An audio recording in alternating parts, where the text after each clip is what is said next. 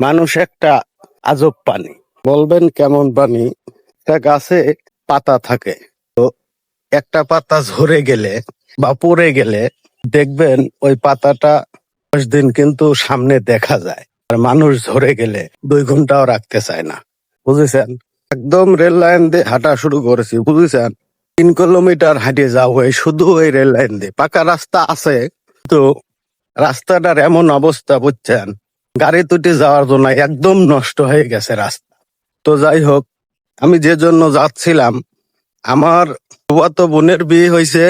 তো ফুফাতো বোনের শাওরিটা মারা গেছে। তো এই শাওরি মারা গেছে, ফুফাতো বোনাই আমাকে ফোন দিয়ে বলল যে আমার আম্মা মারা গেছে, যদি পারো তো একটু এসে দেখে যাও।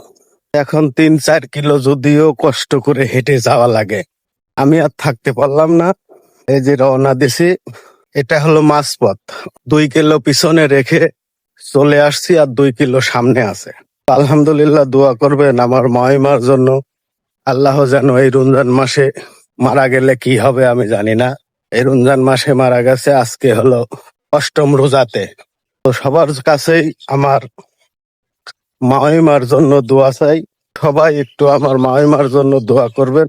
আল্লাহ যেন আমার মাটাকে জান্নাত নসিব করে। আসলে একটু পিছনের দিক তাকিয়ে দেখেন, এই দুনিয়াতে কেউ কখনোই চিরস্থায়ী না। সবাইকে কিন্তু চলে যেতে হবে। চলে যেহেতু যেতেই হবে, আমরা রোজা রাখবো, নামাজ পড়বো, আল্লাহর হুকুম মেনে চলার চেষ্টা করব। তাহলে মনে হয় এই দুনিয়ার থেকে শান্তি পেয়ে ওই দুনিয়াতেও শান্তি পাবো ইনশাল্লাহ, আমার মনে হয়। তো আমরা হিংসা নিন্দা না করে এমন ভাবে চলবো যেন কেউ কোনো খারাপ কথা না বলতে পারে। তো এই পবিত্র রমজান মাসে মারা গেলে কি হবে, কোথায় জায়গা পাবে আমি জানি না। যদি কারো জানা থাকে তাহলে আমার কমেন্ট বক্স একটু জানাবেন। সর্বশেষে আমি আবারও আপনাদের কাছে অনুরোধ করে বলবো, আমার মাইমার জন্য একটু দোয়া করবেন। আল্লাহ যেন তাহাকে জান্নাত নসিব করেন। তার প্রতি শ্রদ্ধা ভালোবাসা আমাদের এখনো আছে, থাকবে।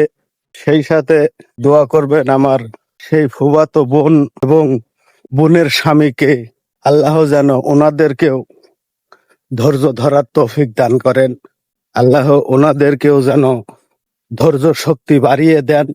চলে সবাইকেই যেতে হবে, কিছুই করার থাকবে না, কিছু করারও নাই, কারোর ঠেকানেরও ক্ষমতা নাই।